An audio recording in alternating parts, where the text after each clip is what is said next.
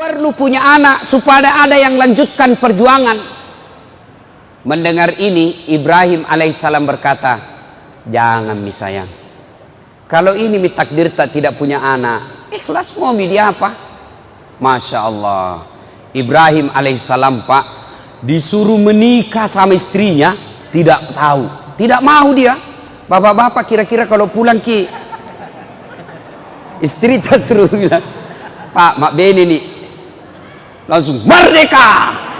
Masya Allah, Ibrahim alaihissalam dituntut diminta sama istrinya, bang kawin lagi. Apa kata Ibrahim alaihissalam? Tidak sayang, saya tidak mau melukai perasaanmu. Biarlah kalau ini takdir kita tidak punya anak, apa boleh buat. Ibrahim alaihissalam disuruh nikah sama istrinya, tidak mau. Bapak-bapak dilarang nikah sama istrinya, sembunyi-sembunyi. Akhirnya Ibrahim alaihissalam didesak terus, mak beneki nikah ki bang. Akhirnya Ibrahim alaihissalam berkata, ya baiklah kalau begitu, baik mi, saya menikah. Lalu Siti Sarah berkata, oke, saya kasih nikah ki, tapi saya yang carikan ki jodoh. Ini menunjukkan bahwa tidak ada perempuan yang ikhlas 100%. Kalau dia ikhlas 100%, mestinya dia bilang cari maki sendiri mana kita suka. Tapi Siti Sarah berkata, oke, saya kasih nikah ki, tapi saya yang carikan ki perempuan. Kata Ibrahim, siapa mi? Kau pilih siapa? Jangan mi jauh-jauh. Itu ada pembantu tak Siti Hajar. Pembantunya dicari hitam. Nah bilang Ibrahim, ayah, mi. Kalau itu kau suka, oke lah, nikah. Alhamdulillah, setelah nikah dengan Siti Hajar, beberapa saat kemudian hamil Siti Hajar. Dan beberapa saat kemudian hamil pula Siti Sarah. Setelah dia suruh suaminya menikah, baru hamil juga Siti Sarah. Ada ibu-ibu di sini sampai sekarang belum punya anak? Ada? Ada? Coba-coba ki ilmunya ini Siti Sarah. Coba ki, siapa tahu langsung hamil betul. Setelah menikah, hamil Siti Hajar, alhamdulillah lahirlah anaknya Siti Hajar bernama Ismail alaihi salam. Lalu lahir pula anaknya Siti Sarah namanya Ishak alaihi salam. Ibrahim dengan Siti Hajar lahir anak bernama Ismail, itulah keturunan orang Islam. Siti Sarah dengan Ibrahim alaihissalam anaknya namanya Ishak, inilah keturunannya Yahudi sekarang. Nah ibu bapak saudara-saudara sekalian, Siti Hajar, Siti Sarah, Ibrahim. Bapak-bapak, ibu-ibu, halo ibu, pak, dalam rumah tangga itu pak, dalam Quran ada 4 jenis rumah tangga. 1, suaminya beriman, istrinya kafir. Saya ulang, istrinya beriman, suaminya kafir. Siapa? Suaminya beriman, istrinya kafir. Siapa dia? Nabi Lut alaihi salam. Tuh, suami beriman, istri kafir. Lut alaihi salam. Yang kedua, istri beriman, suami kafir. Siapa ini? Fir'aun laknatullah alaih. Yang ketiga, istri kafir, suami kafir. Siapa dia? Ini Abu Lahab. Dan yang keempat, suami beriman, istri beriman. Saya ulang, suami beriman, istri beriman. Siapa dia? Ibrahim alaihi salam. Nah ibu-ibu kira-kira pilih mana ibu? Pilih mana ibu? Suami beriman, istri beriman, Ibrahim alaihissalam. Ya bu ya. Tapi ingat ibu, Ibrahim alaihissalam itu 2 istrinya. Langsung dia bilang ibu, jangan milih Fir'aun mau saja Ustaz.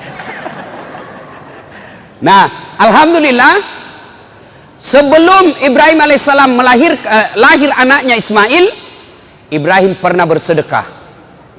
Apa sedekahnya?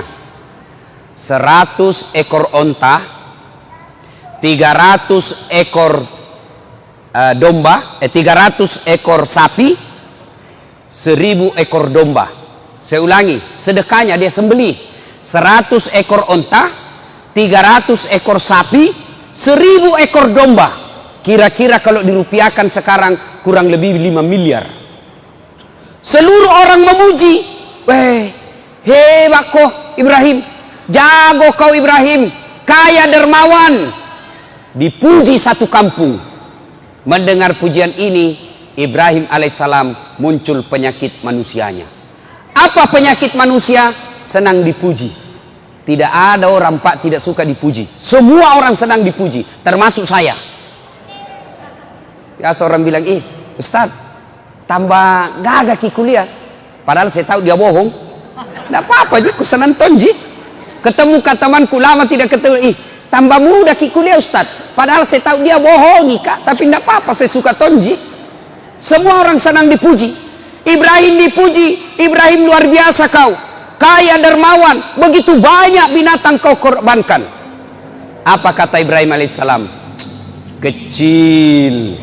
Tidak seberapa itu. Ini baru binatang. Andai saja ada anakku juga saya potong. Kenapa? Waktu itu memang Ibrahim belum punya anak. Beginilah, seperti caleg-caleg pilkada, pilih saya, sekampung sama-sama dari Sulawesi, bagi-bagi kartu nama, ini, pilih Kak, telepon Kak, 24 jam, kalau ada masalah telepon saya. Begitu terpilih, nah ganti nomor HP-nya. Banyak caleg begitu, banyak pemimpin begitu. Maka memilih pemimpin pembohong adalah kesalahan, tetapi mempertahankan pemimpin pembohong itu kebodohan.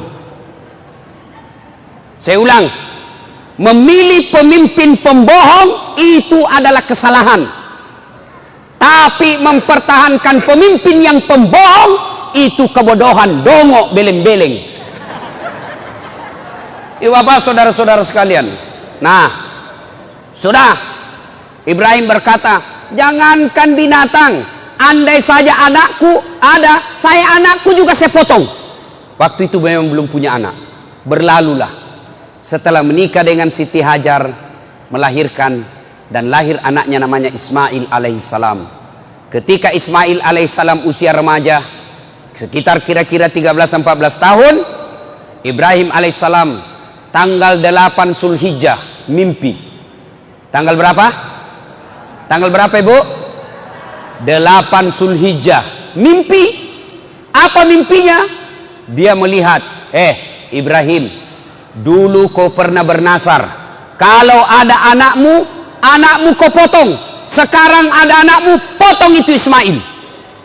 Bangun Ibrahim. Ini mimpi atau wahyu? Kalau mimpi, kenapa terang sekali? Kalau mimpi, kenapa jelas sekali? Kalau wahyu, kenapa anak disuruh potong? Mikir dia, ini mimpi atau wahyu? Mikir. Akhirnya tanggal 8 Zulhijjah, kita sekarang ini disebut hari Tarwiyah atau hari berpikir-pikir. 8 Zulhijjah. Hari apa, Dek? Hari apa? Hari apa? Ayo, hari apa?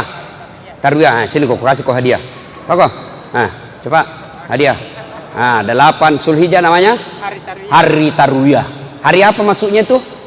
Hari berpikir-pikir, maca kombo. Hari Tarwiyah 8 Zulhijjah. Tidur lagi.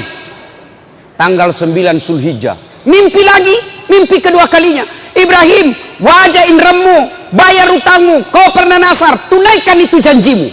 Bangun Ibrahim. Lalu dia berkesimpulan, ini bukan mimpi, ini wahyu.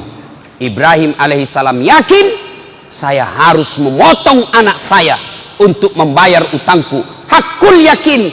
Tanggal 9 Zulhijjah sekarang kita kenal dengan hari Arafah atau hari keyakinan. Hari apa, Dek? Hari apa? Hari apa? Hari apa? Yang satu banyak sekali mau dikasih hadiah kalau sama-sama. Hari apa? Hari apa? Hari apa? Hari-hari apa? Bapak hadiah. Hadiah Pak. Cepat berdiri, hadiah. Apa hadiah?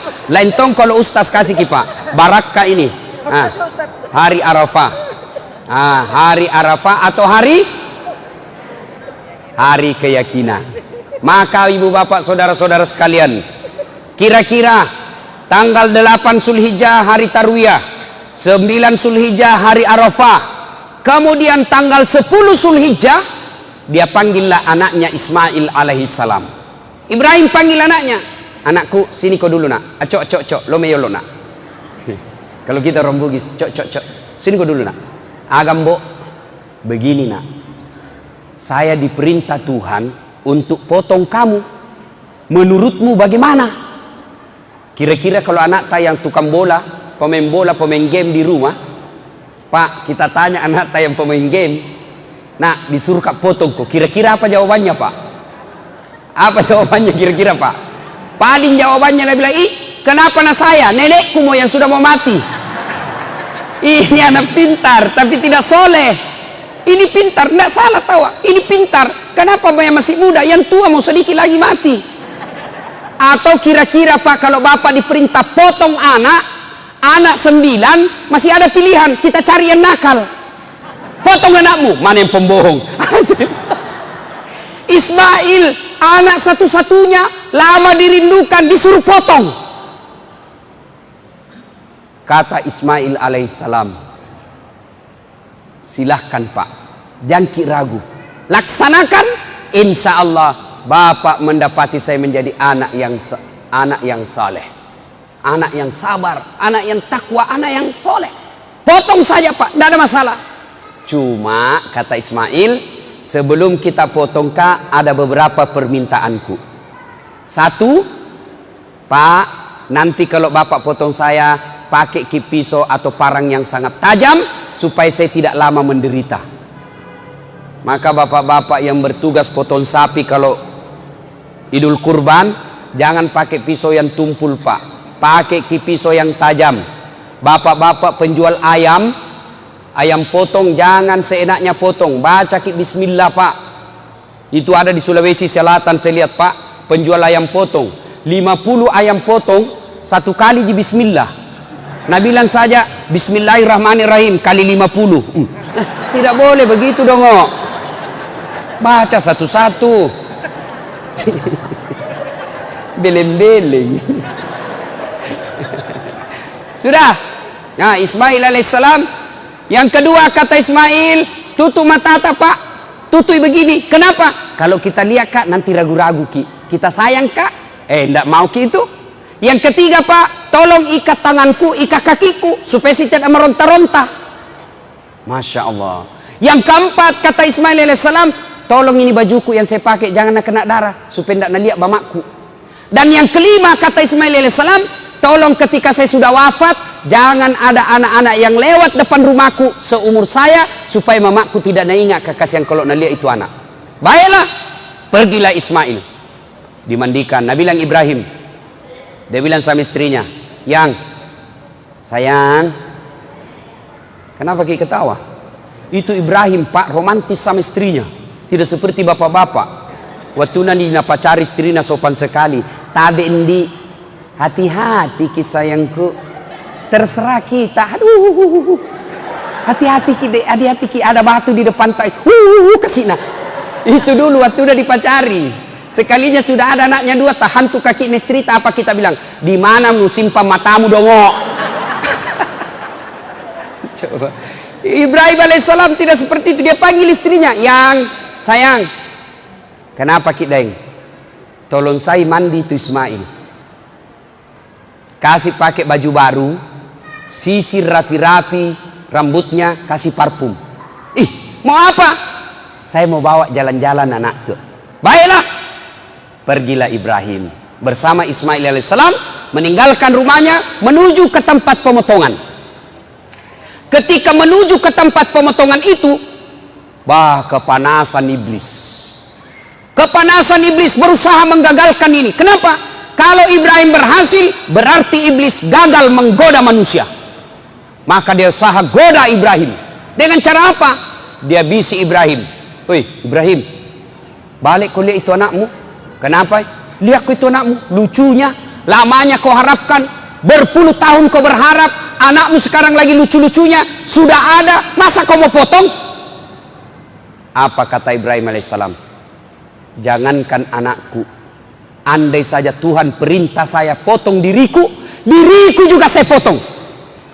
Ibrahim alaihissalam ambil batu, dia lempar itu iblis. Pergi kau iblis, ishab ya lep, pak, pergi kau. Kena pantatnya, lari sampai di balik papan, balik lagi. Gagal goda Ibrahim. Dia goda istrinya. Siapa namanya istrinya tadi, Dek? Siapa? Sini kok, sini. Cepat kok. Hadiah. Cepat kok. Siapa namanya tadi? Sebelum kau jawab itu tanya pertanyaanku dulu. Passwordnya. Siapa namanya nenekku? Mestinya jawab kau saja sembarang karena orang tidak tahu juga siapa namanya nenekku. Hadiah. Oke, ya. Yuk Bapak, saudara-saudara sekalian.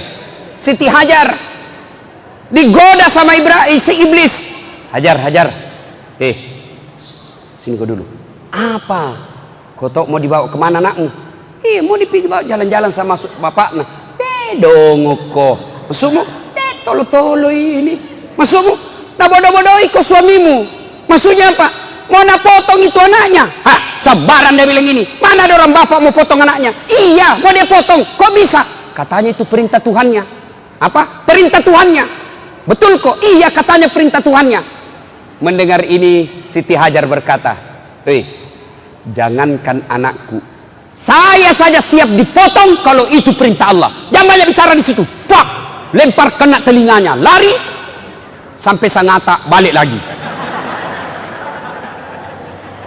Masya Allah. Gagal di suami, gagal di istri. Nabi bilang Siti Hajar, jangankan anakku, saya juga mau dipotong kalau perintah Allah. Nabi bilang iblis, lebih gila dari suaminya ini. Dia datang goda anaknya Ismail, nagoda. Mas Boy, siko dulu. Apa lagi? Kau tahu mau kau dibawa ke mana bapakmu? Saya tahu ji. Mau kena potong. Bodoh-bodohmu. Masa mau kau? Jangan banyak bicara di situ. Dia ambil juga batu, dia lempar, pak, kena mata kanannya, pico. Apa itu bahasa Indonesianya pico? Apa bahasa Indonesianya pico, Pak? Mencok. Beda-beda sedikit. Kena mata kanannya, lempar, lari iblis. Maka 3 kali dilempar itu iblis. Ibrahim, Siti Hajar, Ismail alaihissalam. Inilah simbol permusuhan antara manusia dengan iblis yang diabadikan sekarang ketika kita melaksanakan ibadah haji dengan melempar 3 jumroh, yaitu jumroh Aqabah, Usta, Ula. Setan besar, setan tengah, setan kecil dilempar. Maka sekarang jamaah haji kalau pergi melempar batu itu dinding. Ini ada cerita-cerita warung kopi gini, tidak tahu benar atau tidak. Ada jamaah haji dari Bontang, diambil batu, dia lihat itu dinding setan, dia bilang ini setan ini. Nih nana setannya ini yang goda saya selama ini. Lo rempel kok. Diambil batu, Pak. Diambil batu, dilempar itu dinding. Kembali. Talaci itu batu hampir nak kena kepalanya. Dia pungu itu batu, begitu dia pungu dibuka, ada batu tulisannya, sesama setan dilarang saling melempar. Dia bilang, kau di sini kau lempar Kak, di Bontang bersahabat Ki. Akhirnya apa? Sudah lempar 3 jumroh itu. Sudah sampailah Ibrahim bersama Ismail di tempat untuk disembelih. Bapak-bapak, ibu-ibu, biasanya kalau kita pergi haji atau umroh, itu kan biasa kita pergi dibawa tur, ya. Biasa kalau sudah lewat Padang Arafah, kemudian masuk Musdalifah, biasanya itu tur leader atau mutawib atau ustadz bilang di atas bus, Bapak Ibu lihat ke arah kanan, di atas bukit setelah rumah raja, istana raja, ada di atas bukit seperti pos satpam. Disitulah tempatnya Ismail alaihissalam dibaringkan, dipotong sama bapaknya. Itu ada itu tempat sekarang. Mudah-mudahan Allah berikan rezeki, umur yang sehat, bapak ibu semua, adik-adik semua bisa datang ke tempat itu. Amin. Sudah diikatlah tangannya Ismail, diikat kakinya, Ibrahim alaihissalam tutup matanya, diambil pedangnya, dihadapkan pipinya Ismail ke tanah. Dia kasih lengket di tanah pipinya, lalu dikeluarkan pedangnya, dia iris lehernya. Nah gerek nih, begitu dia gorok lehernya, tidak mempan pak. Dek na belui, tidak mempan. Dia iris, dia keras, tidak mempan. Lalu Ismail alaihissalam berkata, ai pisau kundru, pisau tumpul kita pakai pak. Nabi bilang tidak, tajam ini, tajam. Ibrahim mau yakinkan dirinya, ini pisau pedang ini tajam atau tidak. Akhirnya apa? Itu pedangnya dihantamkan ke batu, dihantamkan ke batu, batu pecah. Nabi bilang Ibrahim, batu keras pecah, ini lembut kok tidak nak makan. Nabi bilang Ismail, barangkali ragu-ragu ki, tidak, ku keras ini. Akhirnya dia bilang coba lagi yang kedua kalinya. Begitu mau dicoba kedua kalinya pak, Ismail bilang tunggu dulu pak, tunggu dulu, jangan dulu, jangan dulu. Apa lagi nak? Pak, dengar baik-baik pak, dengar baik-baik. Ibu, dengar baik-baik. Pak, tolong lepas tanganku, tolong buka ikatan kakiku, jangan ikat tangan kakiku. Kenapa? Kalau saya diikat nanti Allah berpikir, nanti Allah mengira saya tidak ikhlas. Lepaskan ikatan tangan dan kakiku. Subhanallah, dilepas. Sudah dilepas, digerek lagi kedua kalinya. Ketika digerek kedua kalinya, Allah di atas aras memanggil seluruh malaikat, wahai malaikatku, kau lihatlah ini hambaku Ibrahim alaihissalam, begitu cintanya kepada Allah, begitu cintanya kepada Tuhannya, dia ikhlaskan, dia potong anaknya sebagai rasa ketaatannya kepada aku. Kau lihat ini Ibrahim. Dulu kalian mengkhawatirkan ketika Adam saya ciptakan menjadi pemimpin, kalian semua demo, khawatir anti Adam, manusia merusak dunia. Ini sekarang kau lihat ini, hebatnya ini manusia. Lalu dia gerek lagi tuh, mendengar ini bahwa malaikat dipanggil semua. Lihat kau itu, kata Allah, lihat itu manusia. Mendengar ini, lalu malaikat mengucapkan takbir, Allahu Akbar, Allahu Akbar, Allahu Akbar. Jibril mendengar ini, Ibrahim alaihissalam melanjutkannya dan menjawabnya, La ilaha illallah huwallahu akbar. Mendengar ini, Ismail alaihissalam menjawab dan melanjutkannya dengan kalimat Allahu akbar walillahil hamd. Itulah kalimat takbiran kalau kita lebaran. Allahu akbar, Allahu akbar, Allahu akbar. La ilaha illallah huwallahu akbar, Allahu akbar walillahil hamd. Nah itu. Jadi besok kalau kita lebaran Idul Kurban, dari rumah, dari Loktuan, dari Berbas, jalan kita ke masjid, jalan kita ke lapangan, sunnah mengucapkan Allahu akbar, Allahu akbar, Allahu akbar. La ilaha illallah wallahu akbar, Allahu akbar walillahil hamd. Kira-kira anak-anak, adik-adik, bapak-bapak kalau pergi tempat takbiran, pergi tempat lebaran, takbiran apa enggak? Takbiran? Tidak. Kalau anak motor-motor, nah balap motornya, nah kasih buka knalpotnya, nah kasih ribut-ribut, sambil jalan bukannya takbiran, selfie. OTW lebaran sampai alhamdulillah duduk menunggu ustadz. Begitu sujud, nah foto lagi kepalanya, alhamdulillah sholat 2 rakaat. Tidak seperti itu. Kalau kita pergi ke area tempat lebaran, masjid atau lapangan, takbiran. Sudah Bapak Ibu sekalian, maka Allah perintahkan kepada malaikat Jibril, Jibril, kau ambil itu kibas yang ada di surga, yang pernah dipersembahkan anaknya Adam ketika menikah. Ambil itu kibas, bawa ke dunia, gantikan lehernya Ismail. Kemudian yang dipotong oleh Ibrahim alaihissalam adalah kibas atau domba atau kambing kita sekarang ini. Ibu bapak saudara-saudara sekalian yang saya hormati, ini kisah sejarah lahirnya kurban atau memotong binatang persembahan kepada Allah Subhanahu wa taala. Nah, kira-kira apa hikmahnya? Apa pelajaran yang ingin kita ambil? Satu, ternyata Bapak Ibu sekalian, setan itu setiap kita mau melakukan kebaikan, pasti dia berusaha untuk menggoda kita. Saya ulang, begitu Bapak Ibu sekalian mau melakukan ibadah kebaikan, maka setan akan kepanasan dan berupaya menggoda kita. Contoh, azan subuh, as-salatu khairum minan naum, salat lebih baik daripada tidur. Setan mulai kena goda. Sebentar Pi, sebentar, masih ada 10 menit, tunggu Mi. Tarik selimut. Begitu bangun sudah 6:30, berhasil setan. Coba itu setan begitu. Begitu hayya 'alas salat, mari tunaikan solat. Tiba-tiba datang pembeli 4. Ada mau beli rokok, ada mau beli Indomie, ada mau beli gula. Akhirnya apa? Tidak jadi ke masjid gara-gara setan yang datang dalam bentuk pembeli. Setan itu. Bapak mau datang pengajian seperti ini, itu setan menggoda. Apa godaannya setan? Sebentar, sebentar. Jangan mau di dalam, di luar mau saja, panas di dalam. Itu setan itu. Begitu kita duduk, pegang HP-mu, cepat kok ada SMS masuk. Setan itu, bos.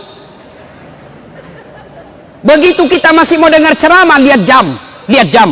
9:30 Mi.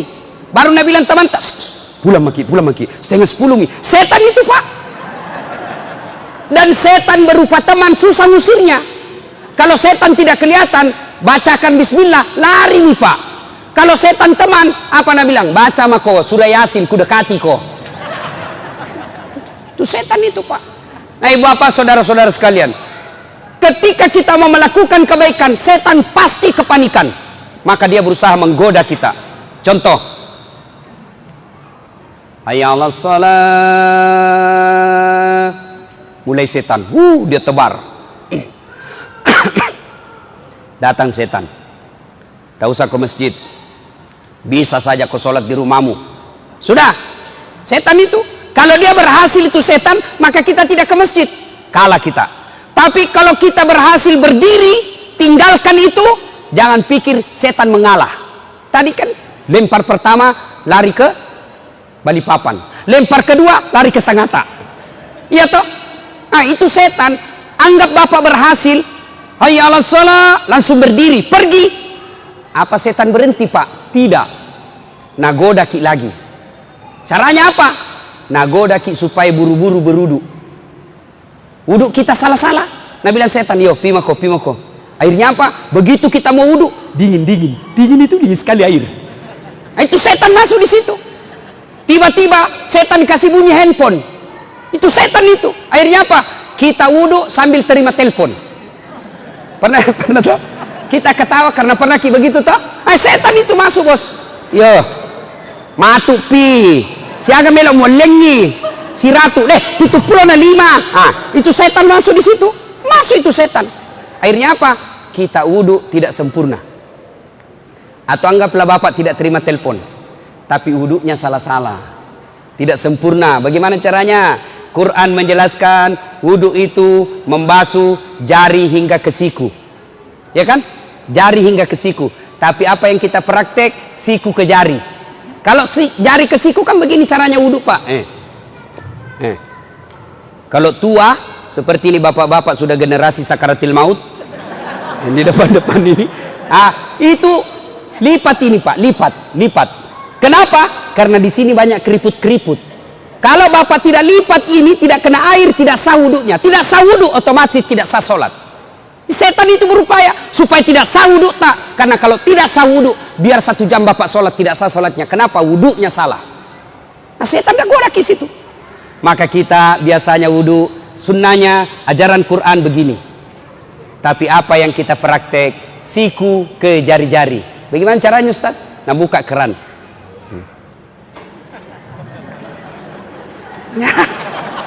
Baik itu ada yang sambil menyanyi TikTok. La ilaha illallah. Capuk tuh habis. atau rambut. Ini anak muda ini yang pelihara rambutnya. Sekarang rambut modern, Pak. Dulu saya waktu kecil cukur bandan, Pak. Itu yang habis di sini, habis di sini, ada di sini. Ternyata ada lagi sekarang. Muncul lagi tuh sekarang cukur bandang. Tapi lebih modern sekarang, Pak, karena ada gotnya. Biasa garis-garis di sini ada gotnya. Ada tuh di sini. Motong dibilang seperti Ronaldo. Ronaldo mancung hidungnya, kau pokoknya. Itu coba tuh. Akhirnya apa? Karena dia sudah kasih apakah namanya itu yang biar kena angin topan tak goyang rambutnya. Pamode apa? Formadet apa namanya itu? Dah minyak rambut. Kalau kita dulu minyak rambut kan anu Pak, minyak kemiri sama Brix. Cara ngambilnya begini, Pak. Kasih simpan. Begitu kita upacara bendera keluar semua rambut disimpan. Itu zaman ke saya sekolah. Oh, sekarang ada. Karena rambutnya sudah jambur, Pak. Nah, model kayak Ronaldo. Pergi sholat. Takut rusak ini, Pak. Takut rusak rambutnya. Akhirnya apa? Bagaimana wudhunya? Nah, kasih begini saja. Ini Pak guru kok cilaka. Itu Quran menjelaskan membasuh sebagian rambut. Membasuh sebagian rambut. Lebih cocok kamu beruru begini. Karena ini rambut. Daripada cuma begini. Apalagi yang banyak kelirunya, setan masuk. Ketika apa? Ketika kita basuh kaki. Biasanya orang basuh kaki, Pak, kan itu sunnahnya Nabi, jari-jari tangan masukkan ke jari-jari kaki, usap telapaknya sampai ke tumit. Mohon maaf, begini prakteknya kira-kira. Lurus, surut, senang. Tapi apa yang kita praktek? Kita wudhu begini, Ji. Pulang-pulang ku berbadan dua, hai. Nah kena ko setan, Bo. Lewat namakan ko setan. Nah bilang setan, ladongo. Coba ya. Nah, Bapak saudara-saudara sekalian, sudah anggaplah sempurna wudhunya. Bagus betul wudhunya. Apa setan lari dan tinggalkan? Tidak, setan masih goda kita. Gimana caranya? Nah, ikuti kita masuk masjid. Baru apa Nabi bilang? Lihat ko timer. Lihat ko waktu. 2 menit mami kamat. Jam ko sholat sunnah, duduk mako. Setan itu. Anggaplah Bapak sholat sunnah 2 rakaat, nagoda lagi setan. Apa? Jam aku baca surat pendek. Langsung mau saja Al-Fatihah. Jamnya ada surat pendeknya. Atau kita buru-buru. Subhanallah. Itu setan masuk di situ. Anggaplah kita wudhu bagus, sholat bagus, rukun-rukunnya sempurna. Apa setan lari? Tidak. Dia ambil cara terakhir. Jurus terakhir diambil. Apa? Dia timbulkan ujub, sombong dalam hati kita. Akhirnya apa? Paling jago kamu. Tidak ada yang kalah kau dalam masjid ini. Akhirnya apa? Begitu assalamualaikum warahmatullah, assalamualaikum warahmatullah. Nah kasih lihat sampingnya. Salah caranya. Sombong, masuk setan. Itu. Banyak itu orang masuk di masjid sombong, Pak. Pintu masuknya setan itu sombong. Mana? Yang mana itu ciri-cirinya orang sombong masuk di masjid? Seolah-olah hanya pendapatnya saja benar. Sekarang banyak itu begitu. Sholat tidak beda pendapat orang. Ada yang kasih begini tangannya kalau sampai begini. Ada yang kasih begini. Yang kasih begini dia bilang salah ini. Nah itu, ada itu yang begitu sombong-sombong begitu. Ada lagi. Kalau dia lihat orang takbir, ada orang kan macam-macam takbir, Pak. Ada yang begini, ada yang begini. Ada juga saya lihat kayak main-main saja. Ada juga begitu. Itu sekadar kita akan baca.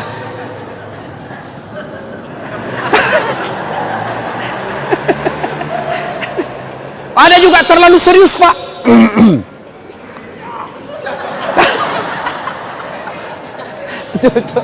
Silahkan lakukan, tapi jangan salahkan orang. Ini banyak orang salahkan pendapatnya orang lain. Takbir itu, Pak, posisi setelah takbir Allahu Akbar. Posisi tangan saja itu macam-macam. Ada 5 caranya. Imam Mazhab 1, Allahu Akbar. Antara pusat dengan tulang rusuk, tengah-tengah. Yang kedua, Allahu Akbar. Di atasnya sedikit, perut. Yang ketiga, di atas dada, Allahu Akbar. Yang keempat, di bawah pusat, Allahu Akbar. Bukan di bawah sekali ya. Yang kelima, Allahu Akbar, lurus saja begini. Ini umumnya Syiah dan Iran. Mana yang betul? Betul semua. Bapak mau begini silahkan, bapak mau begini silahkan, mau begini silahkan. Yang mana salah, nah pakai semuanya. Allahu Akbar.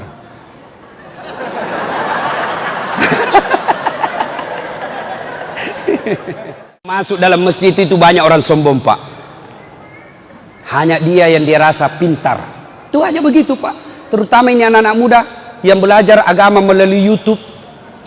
Baru 2 bulan belajar agama, wah enak kasih salah semua orang. Itu pun baru 3 menit habis kuotanya. Akhirnya tidak sempurna dia pelajari itu. Saya, Pak, selalu dibilangi ustadz tidak sunnah. Itu ustadz tidak sunnah. Kenapa? Karena dia menganggap bahwa yang sunnah itu kalau dia mulai ceramah mengucapkan innal hamdalillah. Karena Nabi kalau khutbah selalu ucapkan innal hamdalillah. Saya tidak begitu, maka saya dianggap tidak sunnah. Ada lagi apa? Nabi bilang ini ustadz dasar bukan ustadz sunnah. Kenapa? Karena tidak ada jenggotnya. Mau dia apa kalau tidak mau hidup? Banyak itu, Pak, orang sombong seperti itu. Banyak itu, Pak. Ya? Itu sombong, pintu masuknya setan. Setan masuk dari kesombongan. Percaya hikmah pertama, apabila kita mau melakukan kebaikan, setan pasti berusaha menggagalkan dengan cara dia goda kita. Godaannya dari apa? Dari suami, dari istri, dari anak. Ada orang rumah tangga suaminya beriman, tapi istrinya kesurupan. Suaminya mau bersedekah, mau potong kambing. Tabung ini nah, Bu, tarik mini di rekening tak 1,5 juta beli kambing untuk kurban. Berapa, Pak? 1,5 juta. Langsung istrinya kemasukan setan. Jangan, mako, 1,5 juta itu bisa beli cincin. Langsung dia bilang istrinya, Pak, jangan aku dulu kurban, sok kaya sekali kok kurasa deh. Sini itu 1,5 bisa beli cincin. Ini suaminya masuk surga, istrinya di blender nanti di neraka. Dan itu, Pak, setan berupa istri susah diusir, Pak. Apalagi kalau kita takut sama istri. Ada mentong itu istri, Pak, kasih takut suaminya. Ada di sini bapak-bapak takut sama istri? Ada? Apalagi kalau istri tak orang Bugis. Ya, Pak, nakakang ki, Pak. Ada di sini takut sama istrinya? Ada? Berhenti jadi laki-laki. Masalah takut sama perempuan? Bagaimana caranya kita mau takut sama istri? Nah, kita lamar ki, dikasih uang panai puluhan juta. Nah, ambil semua gaji kita tiap bulan. Dibelikan rumah, dicicilkan mobil, baju semua kita belikan. Bedaknya, gencungnya kita semua belikan. Masa kita mau takut sama dia? Bagaimana ceritanya? Yang kita takut sama istri, Pak? Nabi bilang orang, Ustaz, tidak takut sama istri tak? Mau ku apa takut sama istriku? Cuma istriku lebih berani dari saya. Ayo, Bapak. 1, godaan bisa dari suami, godaan dari istri, dan yang ketiga godaan dari anak.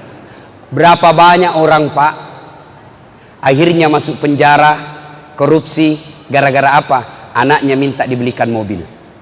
Setan masuk di situ. Berapa banyak pejabat yang akhirnya dipenjara gara-gara korupsi. Kenapa? Istrinya minta dibelikan rumah baru.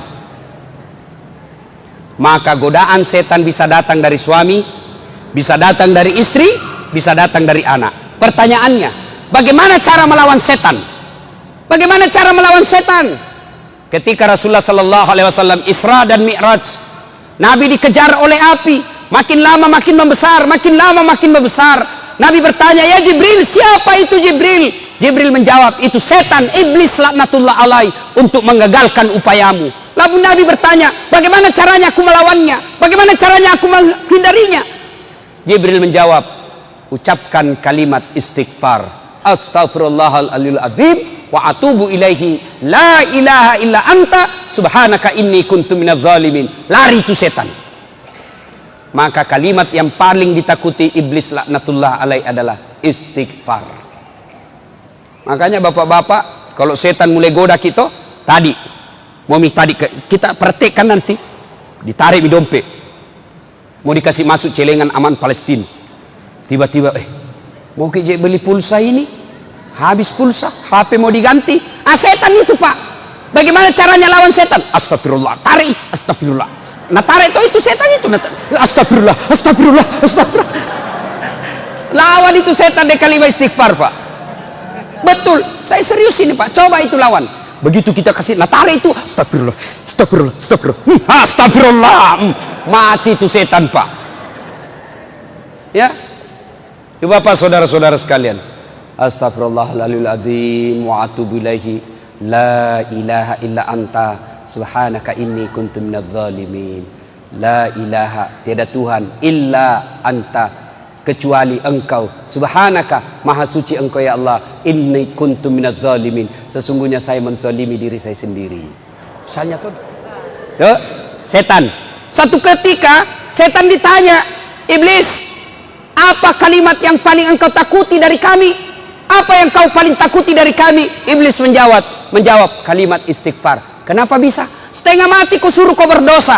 Dari pagi sampai malam saya ajak kau berdosa, saya goda kau berdosa. Begitu kau istighfar, habis lagi. Maka melawan iblis, begitu ada kita melakukan kebaikan, tapi rasanya kita ragu, tapi rasanya kita cemas, rasanya kita tidak percaya, rasanya kita mau gagalkan, maka cara melawannya, astagfirullahaladzim wa atubu ilaihi, la ilaha illa anta, subhanaka inni kuntu minadz zalimin. Ibu bapak saudara-saudara sekalian, ini hikmah yang pertama, bahwa setiap kita mau melakukan kebaikan, pasti iblis kepanasan dan berusaha menggagalkan. Hikmah yang kedua, ibu bapak saudara-saudara sekalian, apa harta terkaya, apa harta terbaik bagi Ibrahim alaihissalam? Apa kekayaan Ibrahim alaihissalam? Punya anak yang soleh, namanya Ismail alaihissalam. Maknanya Pak, harta kita yang paling berharga, kekayaan kita yang paling berharga, bukan sebenarnya rumah, bukan sebenarnya tambang, bukan sebenarnya tabungan, bukan sebenarnya deposito, tapi kekayaan kita yang paling berharga sesungguhnya adalah anak yang taat dalam beragama. Gimana anak-anak kita sekarang, Pak? Bagaimana anak-anak kita sekarang, Pak? Alhamdulillah, Pak, anak tak kalau malam seperti ini datangi pengajian, luar biasa itu, Pak. Bagus itu anak tak. Tapi kalau dia tidak pernah datang pengajian, anak bapak 4 tidak ada yang tahu sholat, anak bapak perempuan tidak pakai jilbab, anak bapak laki-laki pengisap lempoks. Weh, kenapa ketawa anak muda? Banyak di sini isap lempoks. Itu anak-anak sekarang tuh bingung, Kak, masa lempoks kok isap? Nah campur lem tikus. Deh, beleng-beleng. Apa itu lem tikus? Lem tikus ya untuk tikus. Masa kau gagah-gagahmu kupang? Cemen lumen kampungan, baru 1 botol teler mau kok, itu teman tak jagona sampai masuk di got. Ayo. Nah ibu bapak saudara-saudara sekalian, anak-anak kita adalah kekayaan paling berharga. Coba lihat tadi Ismail alaihissalam, remaja, ditanya, nak bagaimana kalau disuruh kau potong? Apa jawabannya? Silahkan Pak. Ini maknanya, kekayaan kita sesungguhnya adalah anak yang taat dalam beragama. Pak, bapak tidak usah cemas kalau anaknya sudah sarjana tidak punya kerja. Bapak tidak usah malu kalau anaknya sarjana kerjanya tambal ban di pinggir jalan. Bapak tidak merasa gengsi kalau anaknya sudah sarjana tapi kasihan kontrak-kontrak rumah. Tidak usah malu seperti itu. Kenapa? Bukan itu yang menyebabkan anak kita masuk neraka.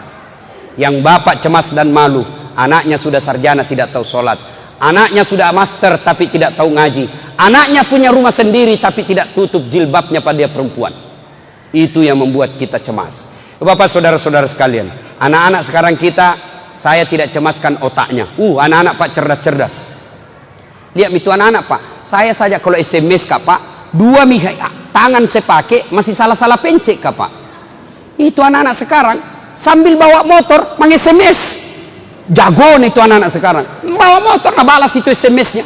Kadang-kala nah simpan saja di HP-nya itu di telinganya, nah pakai helm. Cerdas-cerdasnya anak-anak kita. Bapak tidak usah cemaskan kecerdasannya. Yang perlu kita cemaskan adalah ketika agamanya tidak baik. Suatu ketika Nabi menuju ke suatu tempat. Dalam perjalanan ke tempat tersebut Nabi melewati pemakaman. Tahu pemakaman? Kuburan. Ketika Nabi lewat, Nabi bersabda, saudara-saudara sekalian, langkahkan kakimu dengan cepat. Maperi-periko. Sahabat mempercepat langkahnya. Lalu pulang lagi dengan rute yang sama. Nabi santai, sahabat mau kasih cepat langkahnya. Nabi bilang, Nabi, jangan kau buru-buru, tenang saja. Kenapa ya Rasul? Tadi waktu pergi buru-buru, sekarang pulang tidak. Ada apa? Nabi menjelaskan, Tadi itu waktu pergi, saya dengar ini orang disiksa di kuburnya. Saya tidak tahan lama-lama dengar, maka saya mau jauh-jauh supaya tidak dengar.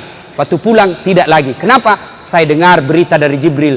Allah perintahkan yang menghisap di kubur. Malaikat yang menyiksa di kubur. Allah perintahkan, hentikan siksaanmu. Tidak mungkin bapaknya kusiksa, sementara anaknya di dunia yang hidup lagi belajar mengaji membaca basmalah, bismillahirrahmanirrahim. Baru anak tak membaca bismillah, bapaknya orang tuanya di kubur sudah bebas dari siksaan alam kubur. Pak, jangan kasih kursus kiri kanan anak tak bahasa Inggris. Ndak gitu yang penting. Kasih kursus anaknya bahasa Korea, ndak penting itu, Pak. Saya ini tidak pernah kursus kiri kanan, bisa aja keluar negeri kiri kanan. Apa bahasaku? Bahasa isyarat. Makan. You know? Dia tahu, oh mau makan ini orang. Bahasa itu, bahasa internasional itu, Pak. Dan Bapak tidak usah cemas kalau tidak tahu bahasa Inggris. Kenapa? Memang kalau kita berdoa pakai bahasa Inggris. Nah, doakan karena, oh my God, please help me my father. Talekang. Ya Bapak, saudara-saudara sekalian, ini hikmah yang ketiga karena waktu yang terbatas. Pak, berkurbanlah. Berkurbanlah. Syukur Pak, Allah tidak suruh kita potong anak tak. Bagaimana misalnya anak disuruh potong, Pak? Alhamdulillah, kambing jina minta Tuhan. Sekarang ini, Pak, banyak orang tidak mau kurban padahal dia mampu. Saya ulang, banyak sekali sekarang orang tidak mau berkurban padahal dia mampu. Sementara banyak orang mau poligami padahal dia tidak mampu. Coba itu sekarang nak balik-balik. Tidak mau berkurban padahal dia mampu, mau poligami padahal tidak mampu. Coba maki sekarang. Mana buktinya mampu? Coba, Bapak umumnya punya handphone. Kalau Bapak punya handphone harga 1,5 juta di atasnya itu, Bapak mestinya sudah korban. Kenapa? Handphone aja Bapak bisa beli, masa kambing 1,5 juta tidak bisa? Jadi Bapak kalau tidak pernah kurban seumur hidup, padahal punya handphone 1,5 juta, nah sapak ku malaikat matu, kegero la cilaka yer, kegay sekke kikirigal lapak jambatan. Jangan ketawa, saya serius ini bos. Anak muda sekarang saja handphonenya 2 juta. Pulsa datanya yang per bulan, paket per bulan 120.000 per bulan kali 1 tahun, harga kambing sudah itu. Mana lagi yang mereka mampu tidak mau berkurban? Perokok. Ada merokok di sini? Ada? Ada? Jangan marah ya, jangan marah. Ini perokok Pak. Tapi sebenarnya itu rokok Pak tidak merusak. Betul Pak. Rokok itu sebenarnya tidak bahaya selama dia tidak ketemu api.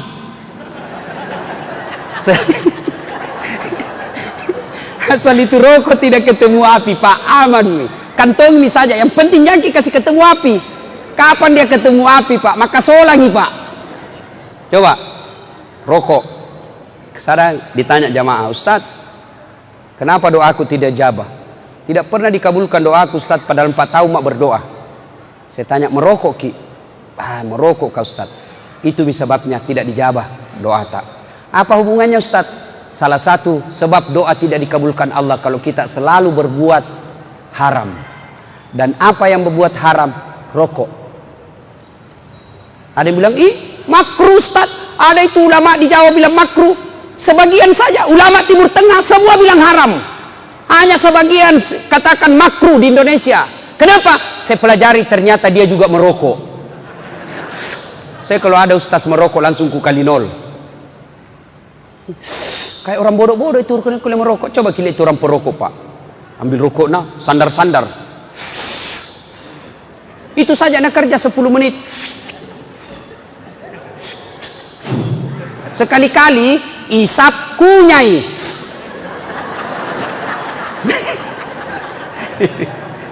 Beleng-beleng. Pak, Bapak yang merokok, tahu ndak? Pak, kita lihat tadi itu orang-orang Islam, anak-anak kecil diseret tentara Yahudi 3 orang, anak kecil tentara 3 Yahudi. Kita lihat itu tadi, kasihan perempuan ditempelengi, dibuka jilbabnya. Itu orang Yahudi. Dan bapak yang merokok, itu bapak sumbang harga rokok 20% ke Yahudi. Apa maksudnya Ustaz? Seluruh pabrik rokok yang ada di Indonesia orang Yahudi punya. Tidak percaya? Buka Google, cari itu pemilik sahamnya itu Yahudi. Pabriknya ada di Indonesia, tapi yang punya uang orang Yahudi. Berhenti merokok, Pak. Bapak bilang, tidak bisa Ustaz, tidak jalan otakku kalau tidak merokok, Kak. Bale-bale kok. Buktinya apa? Ramadan jalan di otak, Kak. Berhenti ki merokok, Pak. Niatkan, berdoa ki hari ini, ya Allah, berikan saya kesanggupan berhenti merokok. Tanpa pertolonganmu saya tidak bisa sembuh dari rokok, ya Allah. Bantu saya berhenti. Pembeli rokokku saya niatkan untuk tabung pergi umroh. Allah pasti bantu ki, Pak. Saya lihat ini muka-muka banyak perokok. Berhenti maki merokok, Pak. Kita tahu itu orang Yahudi. Nah, kirimkan ki rokok ke Indonesia, batuk-batuk maki, kena maki kanker paru-paru, kena maki asma, kena maki penyakit lain-lainnya, baru nak kirimkan ki lagi obatnya. Ibaratnya nak pelihara ki, nak habisi wanta. Nak kasih sakit ki, nak kasih ki obatnya, dia semua ambil wanta. Berhenti ki merokok, Pak. Lebih itu harga rokok kita beli kambing untuk kurban. Nah, ibu bapak, saudara-saudara sekalian, kurban hari ini, kurban, ada niat kurban?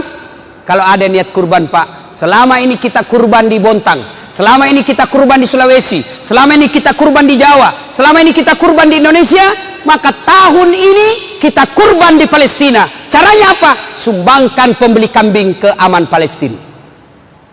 Kalau bapak punya uang malam ini, sumbangkan. Kalau tidak malam ini, bawa ke kantornya di Barbas Tengah. Insya Allah, Pak, itulah uang tak yang akan menolong kita dunia akhirat. Tidak ada orang bangkrut di dunia ini karena menolong sesama manusia. Tidak ada orang yang habis hartanya kalau dia suka fisabilillah, berjuang di jalan agama Allah. Nah, ibu bapak, saudara-saudara sekalian, karena sudah jam 10, inilah saja tausiah kita pada taklim kita kali ini. Mudah-mudahan ada manfaat. Ada yang bisa ulang apa hikmah malam ini? Ceramah kita? Hikmahnya ada 3 tadi, apa? Ayo, siapa? Ada hadiah. Ayo, anak muda. Siapa? 1? 1 jam kak ceramah, ndak ada yang tahu gimana kak kurasa ini. Hancur Ustaz ini malam ini. Siapa? 1? Kita melakukan kebaikan pasti setan selalu akan. Yang kedua? Pas. Itulah pentingnya Bapak Ibu bawa catatan kalau pergi pengajian. Karena susah kita menghafal. Apa lagi? 1 saja yang dihafal. Apa yang kedua?